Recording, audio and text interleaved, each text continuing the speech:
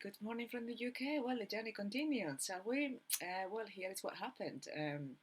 I was with Magic Scott, and he said to me that he thought we should be talking to my ex and sort out the properties because we own three big houses.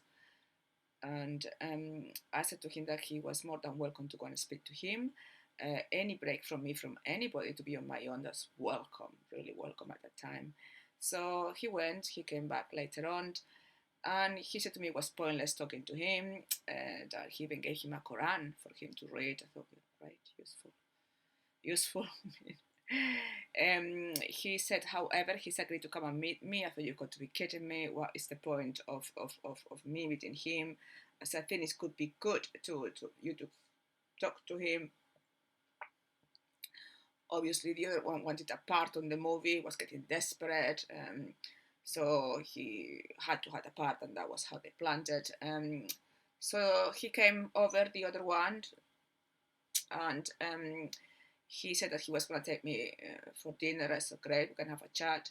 He took me to McDonald's, a driveway through. He had a smoothie. I didn't have anything. Something happened. Apologies for this. It's just something jump on my screen, and it's low battery. Just you bear with me. Is that honestly, Matrix is testing me as always.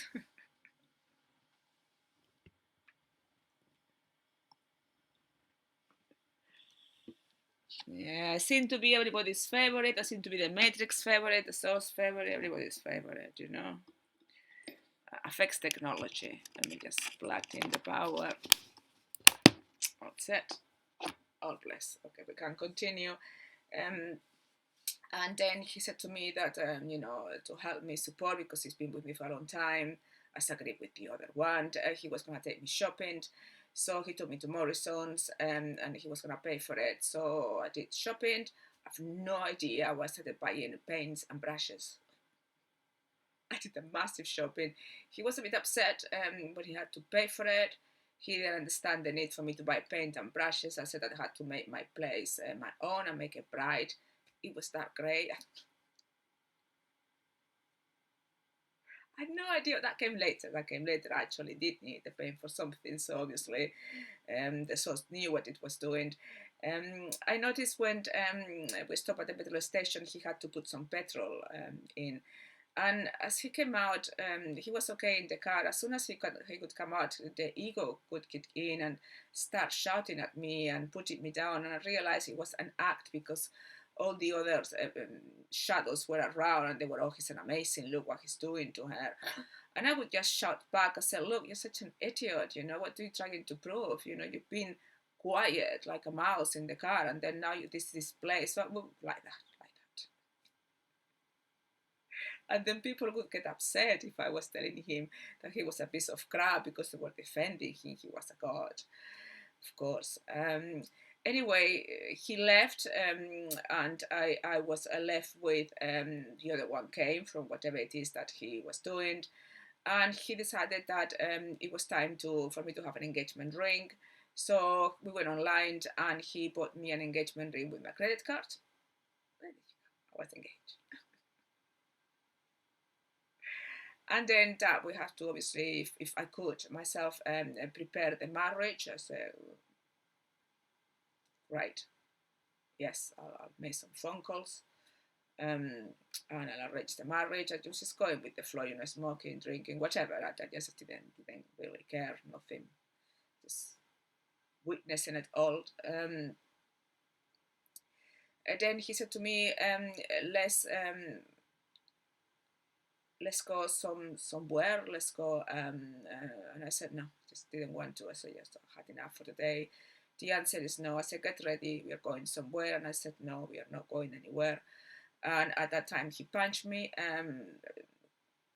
I was in shock. I didn't expect that at all. I was bleeding, obviously I went to a toilet, I was in tears, and I wasn't. There were two sides of me, but let's recap a little bit what happened previous to that. A few days back, again, he was very imposing, telling me what to do, and I was just making my place my own. I kept changing things and putting one way, and he could put them in another way. It's like we were feng shuiing different things. I was making it the energy of the source, he was making it the energy of the matrix, and that was the whole day, moving things around. And one day he said to me, don't do that. I have my fun. You know what I was doing? I was laughing. At that time, I had my fun parts all over. So I was, with all that fun energy. As I'll do what I want. If I want to throw something, who do you think you are? Anyway, like that. And he jumped on me and he just grabbed my neck and he strangled me quite severely, to the point I couldn't breathe for a while. And obviously, I had the mark. I had to cover for a while, and it was sore for quite a while, although that I tried desperately to ignore the pain. Um, he didn't said anything or whatever. I was still laughing at the time, otherwise I couldn't have coped with that. And he said to me, "Look what I had to do." I said, "Of course, you had to hurt me." And he said, "No, if it wasn't because of me, you could be dead." I said, "Well, death is an illusion. I'm not really sure what's happening here." So that's how violent he was becoming if I disagree to do something. And I was disagreeing with him. That's why I got punched. So anyway, he came upstairs to the toilet, and I thought if I lock the door, he's gonna break it. If I fear him, he obviously got me, so I'm just gonna have to bear with that. I opened the door, he came in. He said to me, "You shouldn't fear me," and I just didn't say anything. He gave me a hug. He was pretending that it was the other one, that his body had been taken over, that he tried to help me if it wasn't for him. The same deception, but obviously I had just been punched, and that's unacceptable. But there's no way I could stay in the house. He could have killed me, kind of thing. So I had to go to wherever it is that he planned to go next. And he wanted to buy me another ring, just because he did want to get me another ring. So there we went to this place that he knew the person. He was swearing at everybody on the street. He was making a complete audience. Obviously, there were shadows. They were pretending that they were getting hurt. Anytime the police was going to get there, so I was very grateful. He went to the shop. He again bought another ring, with £60, I remember, with my credit card. It was quite symbolic. It was a big heart, well, not little heart, white, of little crystals, like white crystal, zirconia, and then a massive black heart, surrounded, like, were empowering the white heart. And he put that on my finger. It was huge. I mean, the ring was bigger than I was, but I put it in my finger. Then the police came in. I said, "What's happening?" I said, "I'm not sure. He seems to be not well. You need to help him." They said to me, "Has he hit you?" I said, "Absolutely not. I just fell down. I had a bad day." And he's just a friend who has been supporting me because I had a very strong breaking up.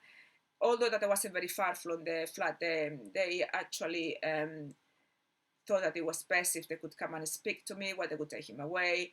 He was quite happy to go away, and I said yes. They gave me a lift. I lied completely. They didn't believe me, but finally they left, and I was left peacefully on my own. I had no idea what the other one was, but I was hoping he would get arrested and in prison for a little while, so I could get my hair cleared and just see what my next move was. And that was the case. He contacted me and told me that he had been given 2 weeks in prison, and that he needed just for me to bring some stuff, some clothing. I said, "Absolutely, yes, I'll go and visit you." I think it might have been more than 2 weeks, but maximum he had about 4 or 5, 6 weeks maximum. That's for just causing chaos in the village, which was constant. So I've noticed that he was quite adamant about me sending this, sending that. I met somebody, I've done this. He was telling me about things about that he was doing in prison, which was a lie because he was never in prison. He was wherever his temple or his habitat is. That was what. he's implying to me. At the time, I just had this urge to go to my other place, and when I knew the other one was working or supposedly working, and to see my cats, and I just got one of them, Pure Love, who was with me for 16 years, and I just needed that energy, and she just jumped into the car straight away, and I got her all the bits I needed, and I went back to the other one's place with my cat. I knew things were gonna get quite hectic. I went to sleep that night and I had a prophetic vision, which was obviously going to be manifested at any point. And in this dream, I was just walking around and, like, you know, like if I was outside going somewhere, and suddenly I heard the most beautiful voice singing the most amazing song ever. And I kept telling people that they were like shadows, telling them, um, can you not hear this? This music is amazing. Can anybody tell me what this, you know, who is singing this? Who's the singer? Where can I find? But nobody seemed to hear the music or know what I was talking about. So I just follow the sound of the music, and I managed to get my way. And then I saw this beautiful light, and there was Jesus Christ. Exactly how I painted it on my portrait. And so I thought, my God, this is so amazing. It's you again. I'm so grateful to be with you. I said, Amor, there is something I have to show you. There's something that you have to go through, but you'll be fine. Okay, I'm going to be with you throughout the whole journey. I said, great. You know, the sooner the better. And he said to me, look, he stopped and he said to me, look. And in front of me was held a representation of hell, you know, just dirt, fire, you know, what you think is hell. And it's at the other end is obviously the end of your journey, the light, everything you're going to get, which is your freedom. I'll be with you throughout the journey. You just need to go through it and reach the end. When you reach the end, just look for the light and go to the other side. So sounds amazing. I said, look, with you, anything, with you at my side. And I turned around. I thought, where are you going? You keep always doing that. You come and then you back it off. I was really upset. I said, you said you were going to go with this, you know, I was going to go through hell, and you were going to, and then you disappear. I thought, well, I'm going to have to do this myself. And then I was, you know, like going very slowly. Oh, this is dirty, smells bad, you know, I don't like this. I thought this is just a joke. I'm going to have to do this faster. So I closed my eyes, and there was like corridors, like a prison. I've never been in a prison before at that time.